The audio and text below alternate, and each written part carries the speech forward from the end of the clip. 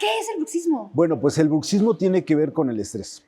Y aparte es una situación muscular. Muchas de las personas no entienden o no comprenden, ¿no?, que tenemos una articulación que se parece mucho a las rodillas.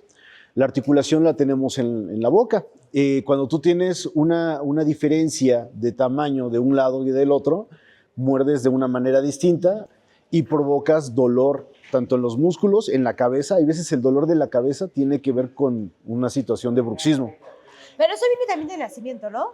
Sí. Ese problema viene del nacimiento. Sí, por supuesto. Nosotros tenemos